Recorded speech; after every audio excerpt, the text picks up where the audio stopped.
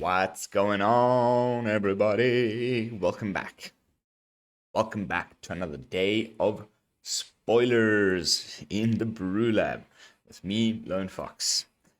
And what a day. Holy moly. Look at this. Look at this. How many cards is that? So we've got and there's a lot of mythics, and we've got a lot to get through. But as usual, and this time a little bit less than usual. Yesterday we ended off on Spiked Ripsaw. The sun was coming up when I was doing the video, so it was very late, and that's why only one extra card came out even later than that, and that is Old Rootstain, legendary creature, human peasant, Bulgaria rare. This is cool. When Old Rutstain enters the battlefield, it's going to be hard to do that. Remember that it's Rutstain and not Ruststain.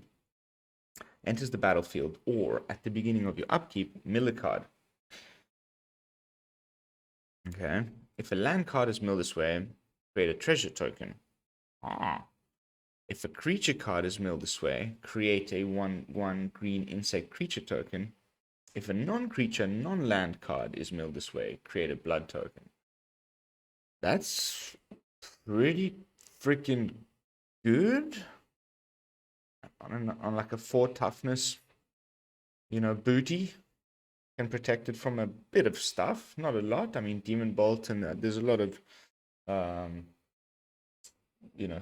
red removal that does 4 damage now that people are running because of Goldspan Dragon. So it can probably get, but you can say that about a lot of things.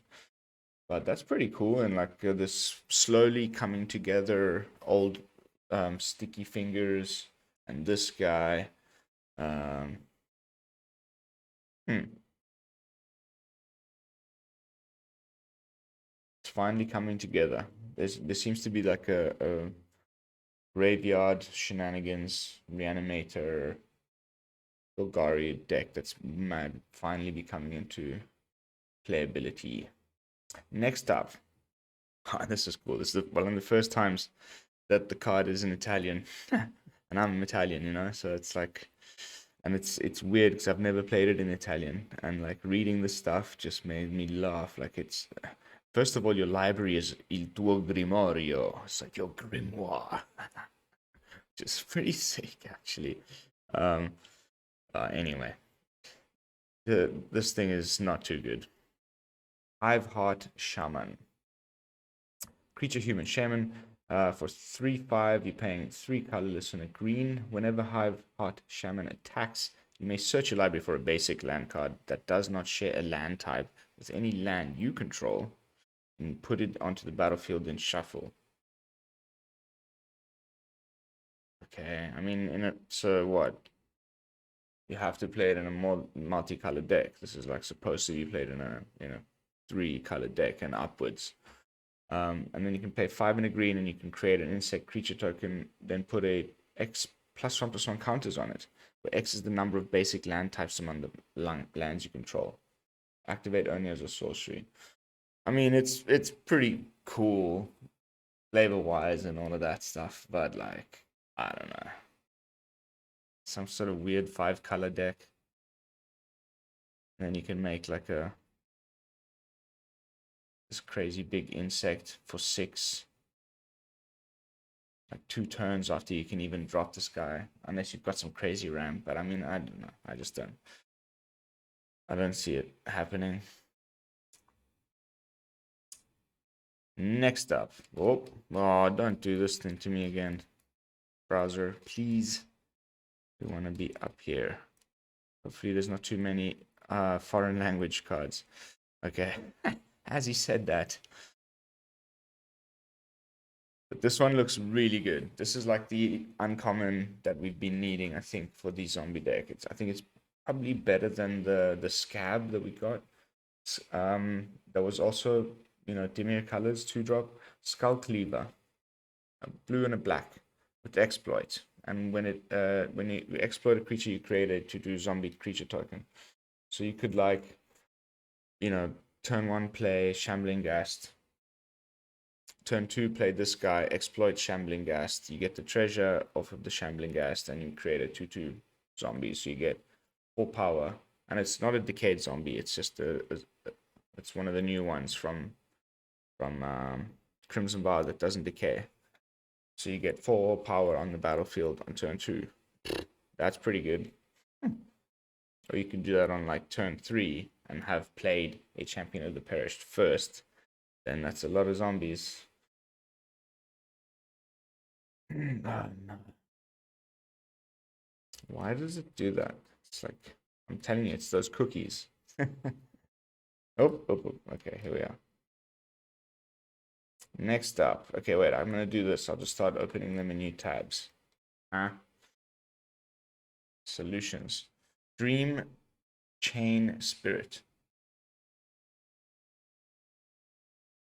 Wow, that's super good. This is it's not one that comes, it's not disturbed. It doesn't come back as an aura. It's just Dream Chain Spirit, and it's 3 mana, 1 and 2 blue for a 3/1 with flying. And at the beginning of combat on your turn, you choose one. You either tap target creature, or target creature doesn't untap during its next untap step. That's so good. That's super duper duper good. We don't have anything like that left in standard. It reminds me of, there was like a Shacklegeist or something. Dream Chain Spirit. Cool. Really, really good. That spirit deck is getting better every day. Unfortunately, it's on that all-important 3-drop slot. I guess you can have decks with lots of 3-drops. Mono white is the perfect example right now. But there's like 4 different 3-drops in the 3-drop slot, all vying for position. You could have quite a few, but there's starting to be a lot. This guy, there's the Lord that gives all spirits +1/+1. There's a few of the new ones that I've seen that are all like 3-drops, plus Skyclave Apparition, that's a spirit, and you want to be running that in your spirit deck for some removal. There's so many things on 3-drop already, but this one does a very, very useful thing. So like, probably gonna try and have to find space for this guy if you're trying to make Spirit Tribal. Next up, Reclusive Taxidermist. I love the names on some of these things. So it's a 2 mana, 1 and a green for a 1/2. That's just a mana rock. You can tap it and add a mana of any color. That's pretty sweet. And then as long as there are 4 more creature cards in your graveyard, it gets +3/+2. What? Okay. So this with all the rot stain. See what I'm saying? There's like it's not a werewolf, it's a human druid. So there's something happening there. There's a Golgari deck coming that I'm keen to do. It has to do with like stuff in graveyards and flashback, that kind of stuff. It was definitely like, at least to me, foretold a bit in Midnight Hunt, but it didn't like show at all. With old stick fingers and all of that. And now finally it looks like we got a lot of the pieces. Fingers crossed. I like me a good old Golgari Reanimator deck for sure. Because that's pretty good. Like that ends up becoming a 4/4. And you can also tap it to add a mana of any color. Really, really good. I like it. Next up, Sawblade Slinger. 4 mana, 3 and a green for a 4/3. When it enters the battlefield, choose up to 1. Destroy target artifact and opponent controls, or fights a target zombie and opponent controls. I think this is something designed for limited. This is some kind of draft thing. There's better things that destroy artifacts and enchantments that cost less, that have better stats. But if there's some sort of important zombie deck in limited, then this might be something that you pick up a 1 of or keep in a sideboard, even in your limited deck, and then like, would be cool. But yeah, I don't know. We'll have to wait and see.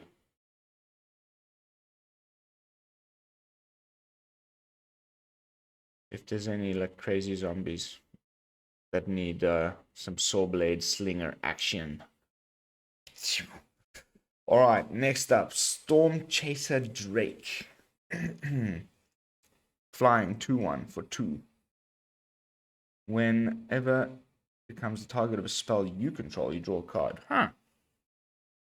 That's pretty cool. That's pretty cool. Maybe it's a drake and not a dragon.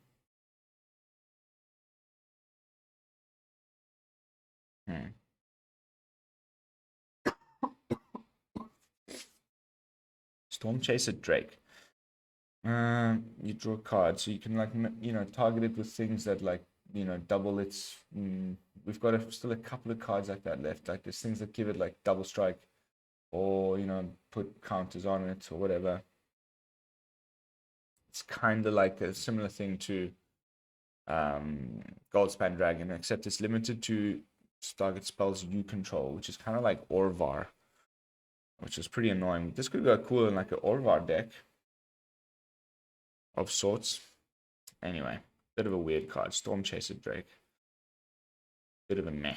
Not sure where that would go. Next up, Erith. The Tormented Prophet. 3-drop. Is it? Legendary Human Wizard. Cool. Oh, this is crazy. If you draw a card, exile the top 2 cards of your library instead. You may play those cards as turns. So it's basically every draw step you get 2 cards. That is crazy good. On turn 3. Turn 4, you're drawing double. And you've played that other new guy from yesterday that wasn't. Is it colors? Was it yesterday? That flying. Come on, I know you're here. It was like a little 3/1 flyer, I want to say. There we go. Wondering 2/1. 2/1. Horror. Okay, they're both 3-drops. Interesting. This is really good. I think that's definitely going to see some play in some sort of like, they don't want to be playing this in like their Epiphany deck, because then you can't like foretell a card that's been exiled already with Erith. That would kind of hurt their plan. But in some kind of like new burn deck with like your dragon, your smoldering egg, and what's his name, the 1/4 guy that untaps and taps and does 1 damage to face. Can never remember his name. I can cheat. I've got my client open in the background. But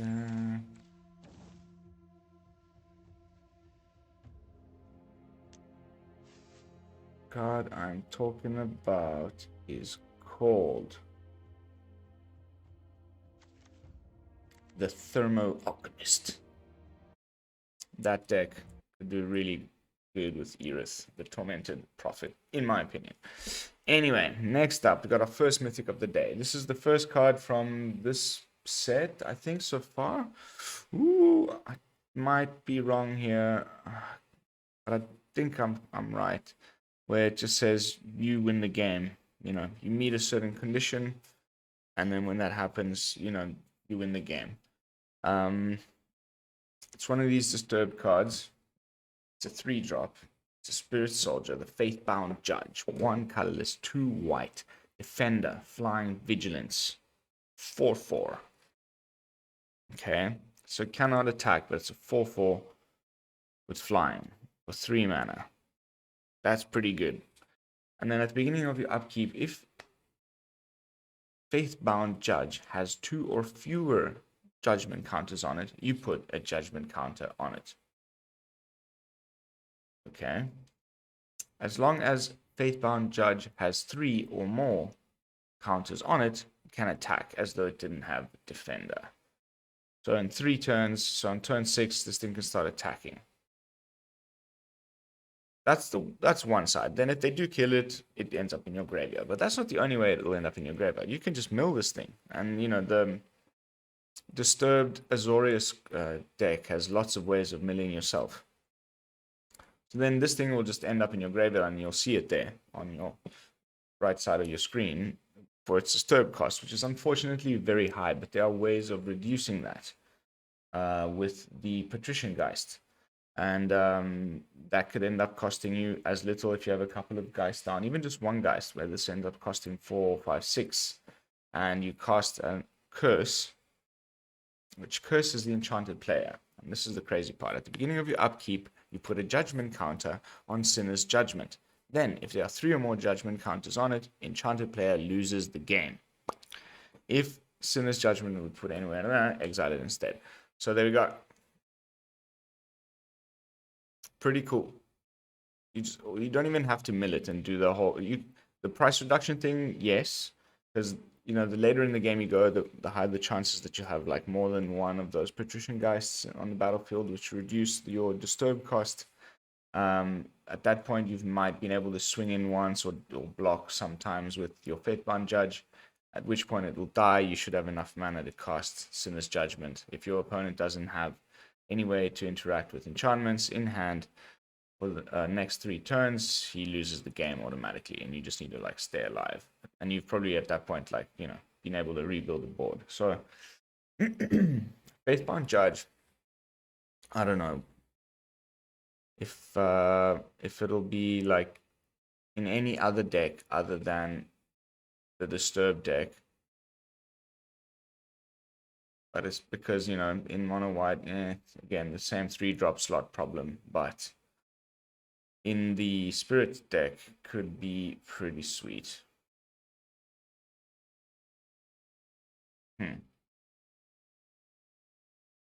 Although, again, this guy as well, 3-drop. 3-drop. Definitely the most contested spot in Magic at the moment. Next up, we have another mythic zombie. 6-drop. Okay, 4 colorless, 2 black.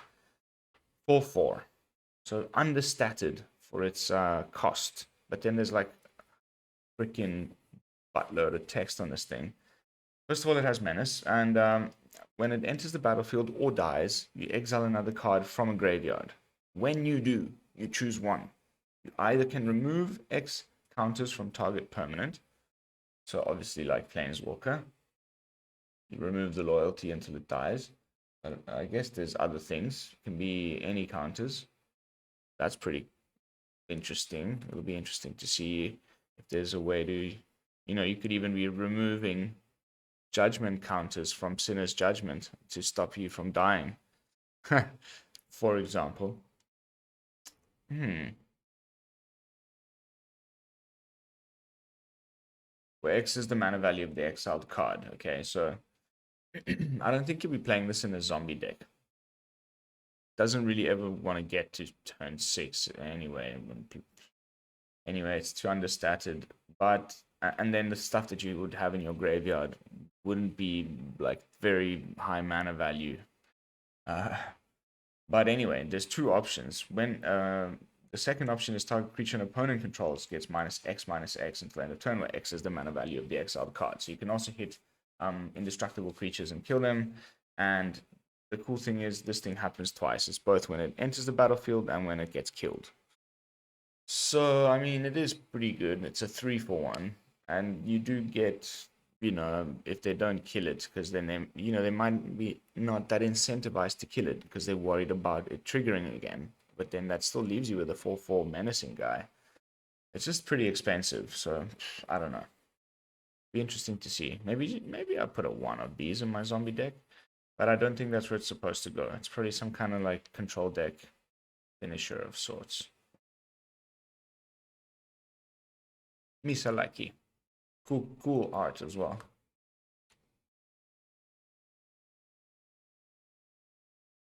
Next up, again with this 13. It's a 1/13, the Unhallowed Phalanx. 5 mana for a zombie soldier. 1/13. And it enters the battlefield tapped. Probably just like the guys having fun.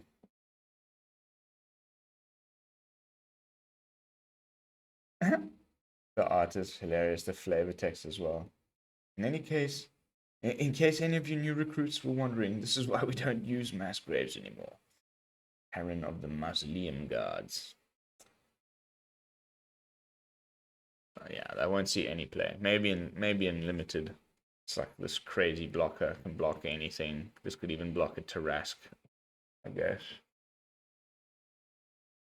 Wretched Throng.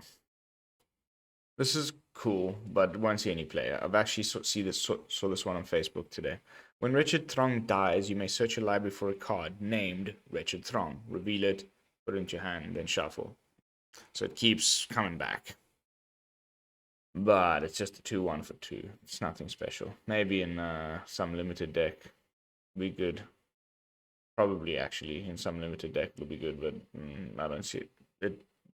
Being in the zombie deck that already has so many good zombies, even some just from this set that have been spoiled in the 2-drop slot. So no thanks. Next up, Blood Crazed Socialite, 4 mana, 3 colorless, 1 black for a 3/3 with menace.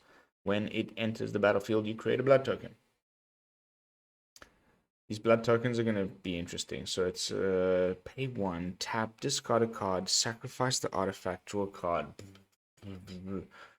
Convoluted. It's kind of the same thing as what the Falconwrath Pit Fighter does, the 1-drop, the new rare warrior vampire that we got in Midnight Hunt, where it's like if you did damage to opponent this turn, or if opponent lost life this turn, then you can sacrifice it, discard something, and then you get to draw. In that case, it's 2 cards. This case, it's 1 card, but you only have to pay 1 instead of paying 2. But it's a similar effect. You see what I mean? It's just discard and then draw. You don't draw, then discard, which is always better. But not always, actually. Forget I said that. In a deck where it looks like you're going to be wanting to reanimate stuff and put things into your graveyard, then obviously this is better. And that's what seems like is the point. On top of them having like addition, it's not the only point. Like they're actually really good, because if it does look at that, it is the point. So there's that upside. You are putting things into your graveyard, which you want to do. You're drawing a card, which you want to do. And then you're getting additional synergy from the tokens on top of just what they do in and of it themselves. In this case, whenever Blood Crazed Socialite attacks, you may sacrifice a blood token. If you do, it gets +2/+2 until end of turn. So, and there's plenty of those, and then they're not uniform. There's going to be lots of different things that you can do with these blood tokens. Even the guy from yesterday, not this one, the Blood Veil Purveyor gives your opponent tokens, and then the more it has, the bigger he gets. There's going to be lots of cool interactions with these blood tokens, and I can't wait. With this one, probably mostly drop chaff. Won't see too much play, I don't think. Yeah, we've got into the portion where it's like mostly commons, but 4-drop. There's way much better stuff going on. But some free-to-play decks, it's actually pretty good. You just sacrifice, becomes 5/5 with menace in your limited deck. Hell yeah. Hungry Ridge Wolf, 2 mana wolf in red. As long as you control another wolf or werewolf, Hungry Ridge Wolf gets +1/+0 and has trample. Aha! But we got the better one, I think, yesterday. I think this one's the better one. If we're trying to, like, if we're in Dream World and hoping this, like, mono red wolf aggro list becomes a thing, which I'm starting to kind of see.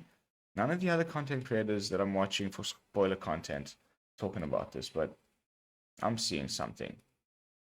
Like, this card is strong.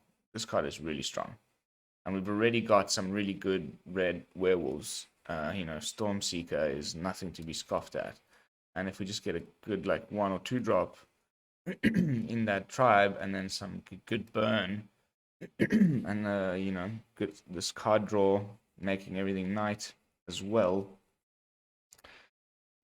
could be pretty potent and pretty quick.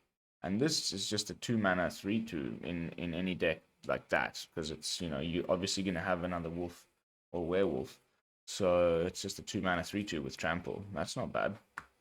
So I might see some play. I wonder if we'll get a better either 1 or 2 drop that's like a red werewolf, like we've got that really good rare green 1-drop werewolf or wolf a few days ago. Next up, Dawnheart Disciple, human warlock, 2/2 for 2. Whenever another human enters the battlefield under your control, it gets a +1/+1. Oh, okay, just until end of turn. Meh. Draft card. Next up, Koreabat. This I saw also on Facebook today. I kind of like it. Again, 3-drop slot problem, but like a 2 of in your deck. Imagine this. Okay, so this is what it does. It's a 2/2 for 3 with flying. That's kind of very normal stats.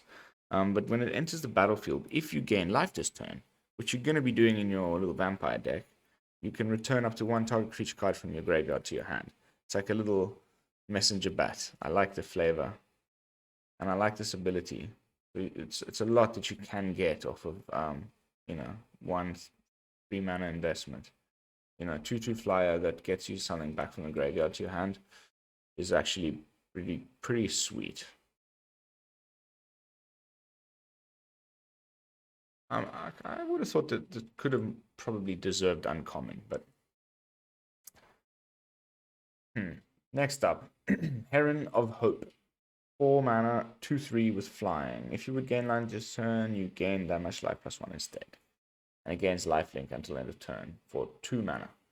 That's actually pretty good. There's a lot of these. You start to stack them up in some like free-to-play life gain deck with Cleric class, and there's a few, you know, that say that same thing. Gain 1 life, you gain 1 +1 instead. There's one in green. It's like from the Strixhaven set. And there's one from the arena only card, that Angel. But yeah, I don't play those cards. Don't even forget I even said that. Ancient Lumberknot. 4 mana, 1/4. 2 colorless and then Golgari, black and green for a tree folk. This is going in that, you know, self-mill graveyard shenanigans Golgari deck that I'm dreaming up. Each creature you control with toughness greater than its power assigns combat damage equal to its toughness rather than its power. So you're just paying 4 mana for a 4/4, essentially. This is any combat damage.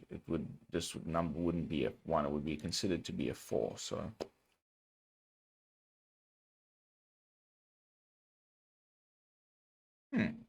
interesting.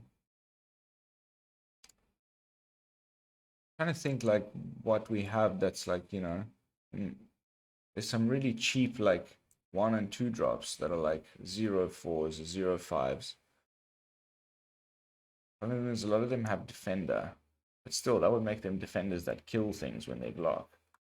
There's some cool stuff that can be done with that. Interesting. Next up, Flourishing Hunter. 6 drops, 6/6. When it enters the battlefield, you gain life equal to the greatest toughness among other creatures you control. Other. I was gonna say, you pay 6 mana for you know, gaining 6 life and putting a 6/6 on the board in a wolf deck. That's pretty cool. But then, you need to already have something biggish. Probably have like a 4/4 or something if this comes in on curve. So you gain 4 life and then you have a 6/6 that does nothing. Draft chaff. Onwards. Moldgraph Millipede.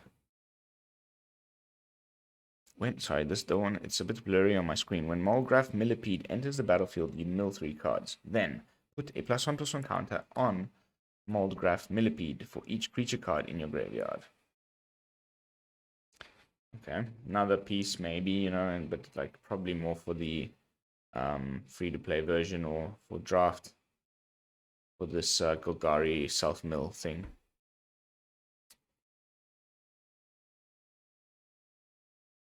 I like it how the insects are coming back a tiny bit again. There's already a few still left, really good insects.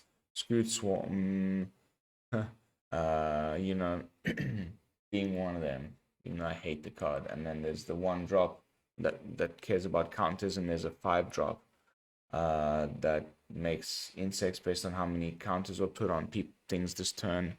This gets counters put on it. It's a 5-drop as well, though. Could be cool, though. Except it only happens once. Like, ETBs, you mill 3 cards, but you know, hopefully you have more creatures in your graveyard at that point than just the 3 cards.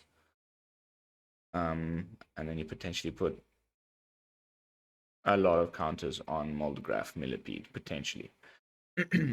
Meh, bit expensive. Kessig Flame Breather. Just why did I end up talking about that? Millipede for so long. Probably rubbish. Kessig Flame Breather, 2 mana for a 1/3 human shaman. Whenever you cast a non-creature spell, Kessig Flame Breather deals 1 damage to each opponent. Non-creature spell. Okay. Pretty fun card. Like the art on it. Don't see it, you know, having much play. This is the like common section. I can see this Good Morning Magic did a lot of commons. 1, 2, 3, 4, 5, 6, 7. Okay, 1 uncommon, 8 commons, 9. You know, wow, lots of cards. Lucky you. Militia Rallier, 3 mana, 3/3. Can't attack alone. Whenever it attacks, you untap target creature. That's cool. And untap it. You can untap a bigger thing. It just gives one of your guys you're attacking with vigilance.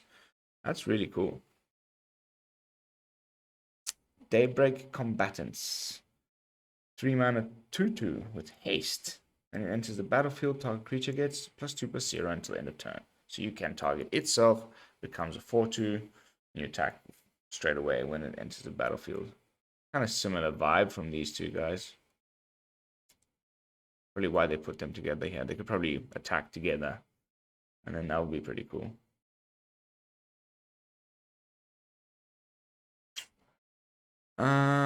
Next up, everyone's been raving about this one. It's all over Facebook. Wash Away. And this is probably why they won't ban Alrune's Epiphany. It's specifically designed, by the looks of things, to interact with Flashback and Foretell. Because you can pay 1 mana and counter target spell that wasn't cast from its owner's hand. So Foretell cards are that. Alrune's Epiphany can now be counted for 1 mana. They're going to say, you know, that still forces you to play blue to counter the most played deck in the format. Which is you know, forces you into it. It's too narrow. And I've talked about this addendum, you know, my thoughts on Alrune's Epiphany. And now they've printed another card, which is going to be, you know, it's not as good, but it's another turn spell. So even if they do ban Alrunes, we'll still have that one to deal with. But it's probably a little bit easier to deal with without the birds and without the Foretell. But the reason why, and I mean, I've been playing all day today. I'm in Platinum 2. What a struggle. It's just like, is it turns mono white, mono green? That's it. I play like 80% of my games are against those decks, guys. Like it's never been so much of just those 3 decks. It's at a crazy point right now on the ladder. And it's because mono white and mono green are the only things that can beat is it turns. They're there so much. And anyway, I'm rambling. You know, it's why mid-range is not a thing at all. It's like hardly existent. Wash Away is one piece that could help with that. 1 mana, instant speed, can counter our runes. Is pretty good. This and Tested Talents together, pretty good. And you can cast it for its cleave cost, and then you can just counter target spell.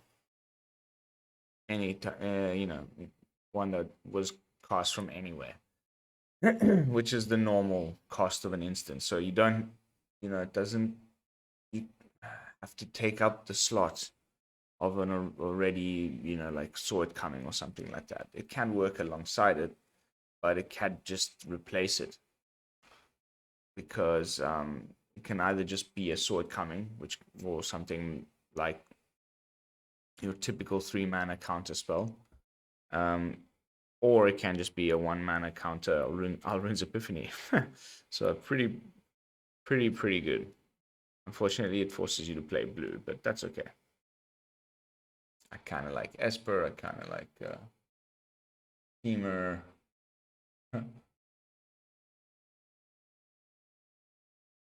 Yeah, I'm kind of into Azorius, but yeah, I don't know. Next up, Lamphold Ravager. So this is the backside of the Lamphold Raconteur. It's a 4 mana, 2/4 human werewolf, 3 colorless, 1 red. Whenever you cast a non-creature spell, it deals 1 damage to each opponent. And then when it's at nighttime, it deals 2 damage to each opponent. It becomes a 4/4. That's pretty cool. That's pretty cool. I like this guy. This ballista. The ballista wielder is the backside of the ballista watcher. 4-drop that you can pay 3, and it deals 1 damage to any target. Huh. Okay, so 2 werewolfy guys that do similar things here. This is a 4 mana, 4/3. On the front side, and then it becomes this 5/5 where again you can pay, but you don't have to tap, so you can do it again and again. And this, and okay, I've actually seen this one. It was on Facebook. This is good. Each creature that is dealt damage by this ability cannot block this turn. So if you've got like 6 mana open and your opponent has 2 blockers and it's nighttime, you can just deal 1 damage to each of those blockers. They can now no longer block this turn. Your ballista wielder did not need to block. You've clearly got him on the battlefield with a few other things, and just swinging for the kill. I think this might actually see some play. Of the ones like that, since like down here that I've come across, I think this one is the only one that might actually see some play as the 4-drop in this aggro mono red werewolf deck that I've been talking about. This could actually be the candidate for the 4-drop slot. I can't wait to theory craft. As soon as the spoilers end, I'm gonna start making decks in Etherhub, and then we can talk about them and get ready for day one. I've already spoken to the wife. I've got the day off. I'm just gonna do a stream, I think.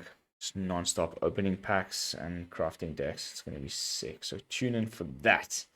Next up, we've got Oakshade Stalker, which has a backside. So let's click it.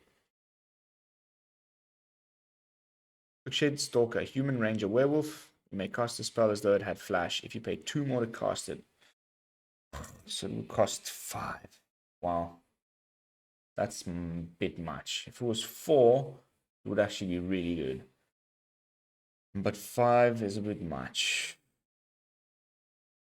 Although 5, if it's nighttime, you flash in a 6/3 is pretty nice.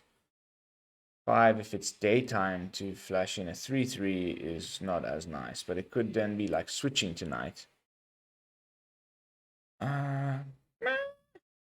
Interesting. 6/3 is huge. This could like win the game. Maybe just keep like a 2 of. The opponent taps out. You've got the mana. It's going, it's going to go to nighttime, or it already is nighttime. You just flash this guy in on the opponent's end step, and you untap with a 6/3, and boom. Might see some play. Did we get reset to the bottom? Yes, we did. Scroll. There we are. Next up, we have. Okay. Vanish again. Optimistic Initiate. Creature, human warlock, 1/2 with training. You can remove 2 1/1 counters from among creatures you control. You destroy target artifact or enchantment. Nice, actually. It saves you from running another enchantment and artifact removal in your deck. And it just gives you a little creature that only costs 1. I can see why it's rare. It's just like a better version of the Cathar Commando that we have now. Flash 3/1. Depends what deck you're playing it in. That one's kind of maybe better in a Coven deck, but this is pretty sweet. It can grow a bit if you can ever get like a safe attack in with it, because of the training. But in a training deck where everything else has counters, it's unfortunate that you have to remove 2. It's quite a bit that you have to remove. I guess you'd probably just remove them off of it rather than one of your more important creatures. Then you just start growing in again. Nice. Nice. Definitely going to see some play, in my opinion. Probably like a 2 of, like you do with those cards. I usually run 2 of them. There's the Werewolf 2-drop that does the same thing, similar thing. Next up, Circle of Confinement. 2 mana for white enchantment. 1 and a white. When Circle of Confinement enters the battlefield, exile target creature and opponent controls. Okay. It's like a wow. It's like we've got Portable Hole, this, and Borrowed Time from Midnight Hunt. It's like Portable Hole only hits things that are 2 or less. This does 3 or less, and Banishing Light. Borrowed Time does all of them. And until they leave the battlefield. The only difference is Portable Hole's an artifact. The other 2 are enchantments. There's a lot of these effects now in white, like including Brutal Cathar and Skyclave Apparition and.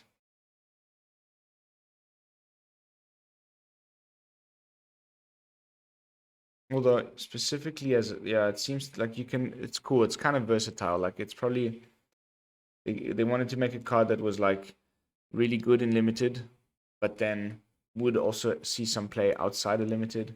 Because the second part of the card is like clearly meant for limited, unless there's like a crazy vampire deck that comes out, then it might end up being like a sideboard staple in non-vampire decks. But basically, you would then be exiling a vampire with your Circle of Confinement, and then whenever an opponent casts a vampire spell with the same name as a card exiled with Circle of Confinement, you gain 2 life. That's pretty cool. But flavor wise, but nah. What are the chances? I guess you might have shown them, you revealed their hand with your elite spellbinder, then you know the vampires, you name the right, you grab the right one. He's got at least another 1 in hand, and you gain 2 life off of that whole mission, whatever. But the 2 mana for exile thing with 3 or less is pretty sweet. Infested Werewolf and Infestation Expert. With flavor on this. Look at that thing. So 5 mana, 4 colorless, 1 green for a 3/4. When it enters the battlefield or attacks, okay, cool. You create an insect token. Nice. For a green wolf to make little insect tokens every time it attacks. And even when it ETBs, nice. And then the backside is going to be interesting. So it makes 2. Okay. Whenever the ETBs or attacks, you make 2 insect tokens. Cool. Don't think it'll see much play. There's better things to be doing with that much mana in the werewolf deck, probably. But nice little chump blocker, generator, decent booty. Backside's obviously better as usual. Might see some play. I don't know. I don't think so though. Next up, Cartographer's Survey. 4 mana for sorcery. Look up the top 7 cards of your library. Put up to 2 land cards from among them onto the battlefield tapped. Put the rest on the bottom of your library in a random order. I think I just prefer to play the card with Kicker. What's it called? That's also a 4-drop. And you just go search for 2 lands, put them into play tab, period. I think that's just altogether better.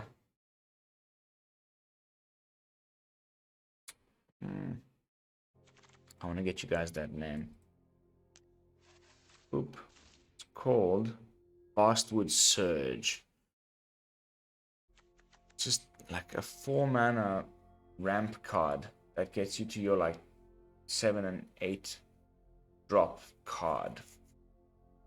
Picker on turn 5 and 6 instead of 7 and 8 are weird. Like I said in yesterday's video, we're missing like a cultivate type thing. It's a turn 3 ramp that's good, where it like puts lands onto the battlefield. We don't have anything like that right now that's good. So we're resorting to like mana dorks that ramp into the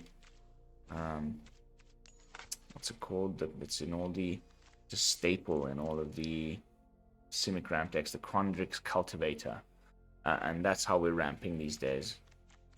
There's like creatures that put things into battlefields, but they're all on like turn 4 and turn 5 and stuff, so like who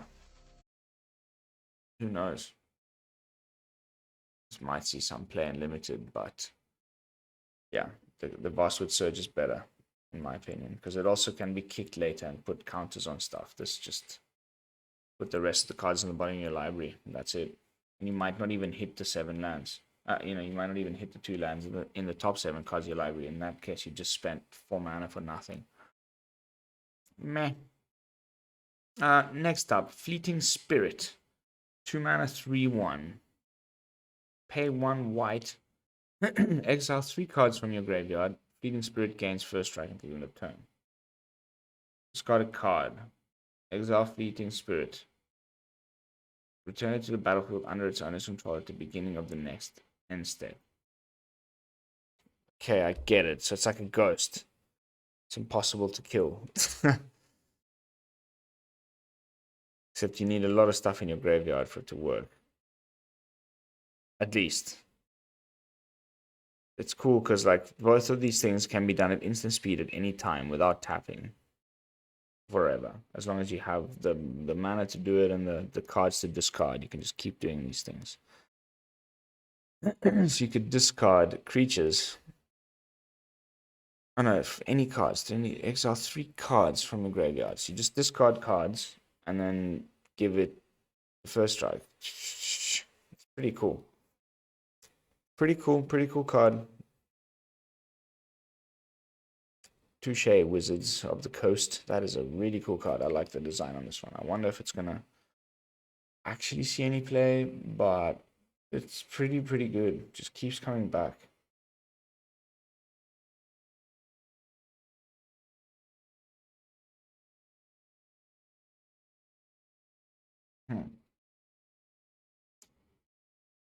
Now we have an uncommon for the Gruul Werewolf deck, which I don't know.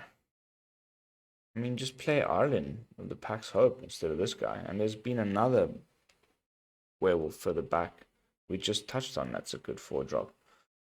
Like, this just seems a bit wonky. Although, it's kind of a second anthem-ish alongside your Kessig Naturalist.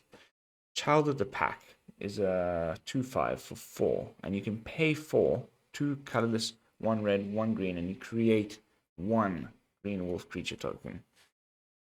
It's a lot of mana to dump into it just to make 1 wolf, but in the late game could be cool. But then the main thing is that when it's on its backside, it's a 5/5 with trample, which is huge, and all your other creatures get +1/+0. So this could even just go in like a non-werewolf tribal deck. There's all other creatures, but +1/+0 isn't that good. It would be cool if it was +1/+0 and trample. And it doesn't give itself the +1/+0. It's only other creatures you control. It's a bit weird and a bit expensive. but might see sparing play. Maybe like a 1 or a 2 of alongside Arlen.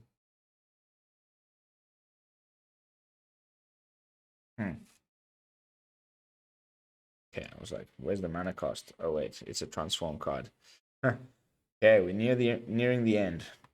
Blood-soaked Reveler and Restless Bloodseeker. 2 mana. Ooh, another 2 mana vampire. Stack's gonna be so hard to build. Restless Bloodseeker is 2 mana, 1/3, and at the beginning of your end step, if you gain life this turn. Okay, so they kind of switched it around. I like how they've done this with the mechanics. My prediction was wrong. There's no flashback, but we did get Disturb. We did get a similar thing with vampires. So in Midnight Hunt is that it's if the opponent lost life this turn.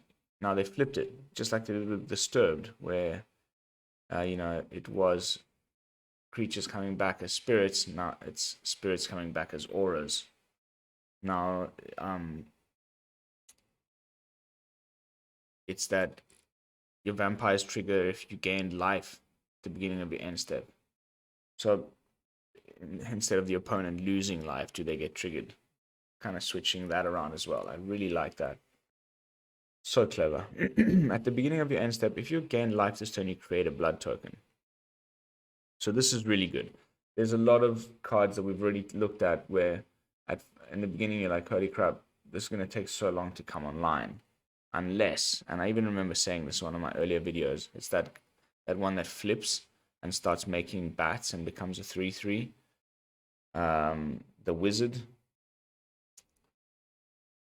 If you can make lots of blood tokens or already have them on the battlefield when it hits the battlefield, then she transforms straight away and you can start attacking for 5 with, because it's herself a 3/3 plus a hasty 2/2 bat token that she makes every time she attacks. And there's plenty of other good things that happen with blood tokens. We even saw one earlier today, down here. Gains +2/+2 until end of turn. So, might be pretty good. And then on the backside, it transforms into Blood-Soaked Reveler, which becomes a 3/3. And at the beginning of the end step, if you gain life this turn, you create a blood token. And then each opponent loses 2 life, and you gain 2 life if you pay 5. And you can do that over and over without tapping at instant speed. That can be important because it sort of triggers your other stuff. End step. If you gain life this turn, create a blood token. Okay. It keeps the same front part and a slightly different back part. Obviously, because this is how you transform it. You sacrifice 2 blood tokens, you transform it into. Meh. Interesting. Don't know if we'll see any play, but it probably will. If this vampire deck has much to do with tokens, this seems like a good way to make lots of them quickly. But might see some definite play in a vampire deck. Next up, Katilda, the Dawnheart Martyr. Another white 3-drop that costs 2 white and 1 colorless. Oh my goodness.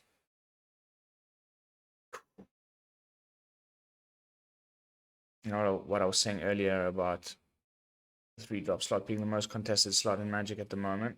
That is like doubly so in the mono white. Like, wow. So Katilda, Dawnheart Martyr, is one of these cards that has stars as power and toughness. So it has flying, lifelink, and protection from vampires. So now we've got a Katilda that's got protection from werewolves and a Katilda that has protection from vampires. Cool. And they can both be in the same, board, in the same deck. Pretty nice. Flying, lifelink. And its power and toughness are each equal to the number of permanents you control that are spirits and or enchantments. Oh, nice. Nice, man. I like that. I really like that. In our spirit deck, that is going to be sick. Okay, and then you can cast it for its disturb cost. It comes back as an aura. Katilda's Rising Dawn.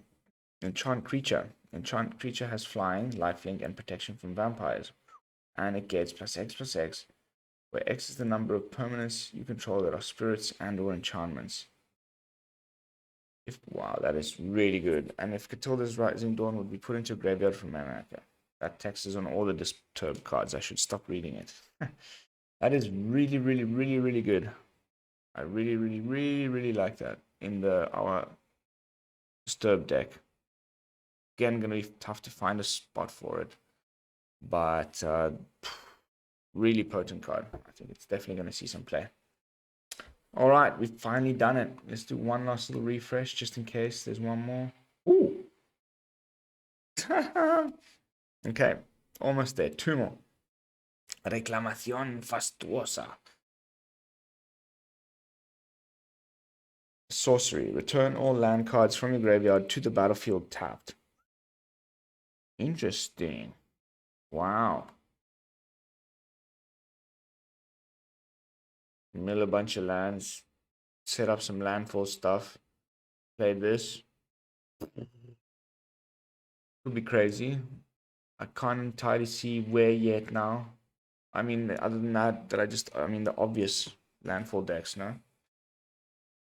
Can have Scoot Swarm down in like a Golgari self-mill deck where you've milled a bunch of your own lands and then you cast this on turn 5, on turn 4, which is on curve with your Scoot.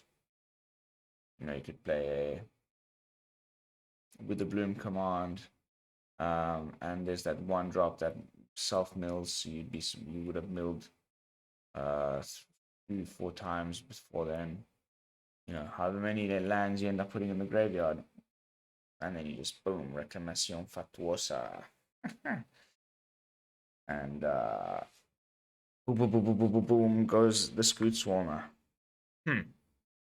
Interesting. There might be other applications for this that I'm not yet aware of. I think it might see some play. Might even be in that, yeah, this Reanimator deck that I've been talking about now for a while with Ren and 7. Winged Portent, last card for the day. 3 mana instant in blue with Cleave. Draw a card for each creature with flying you control. That is sweet. And it's in Simic colors. The Cleave cost is got a green pip. I was hoping it would be in black, because then you could run this in some kind of troll deck with flying. There's not that many flyers in green.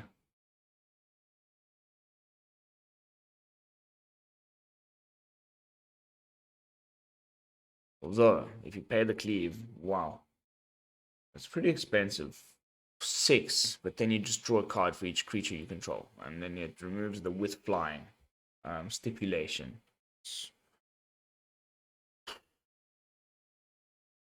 I think you just want to play this in like a Azorius, bird deck where you banned flyers.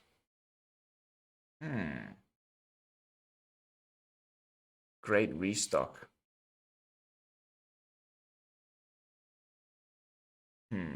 Interesting. I think this is definitely going to see some play. I can't wait to try this one, actually. Banned flyers. My mind was already going down the rabbit hole. But all right, one last refresh, but that should be it for today, November 3rd. Some really good cards today. Lots of rubbish cards, a lot of commons there in the middle, but like Cemetery Desecrator, Faithbound Judge, this Aerith was really, really good. This uncommon, this little zombie guy here, incredible, and this spirit. I think, yeah, these three are really, really good, as well as the Taxidermist.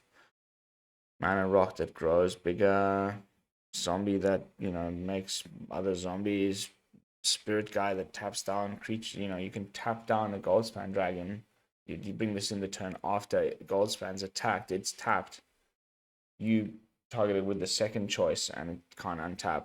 You just keep it tap down. Can't attack with your Goldspan. Sorry, buddy. Really good cards today.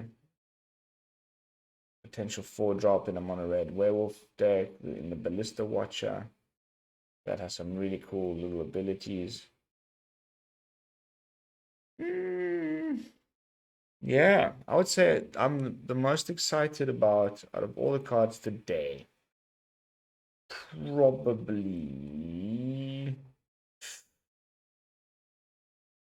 Mm, Probably this zombie. Probably the zombie. What was he called? The Graph something? Skull Cleaver. I want to say this is the card I'm the most excited about.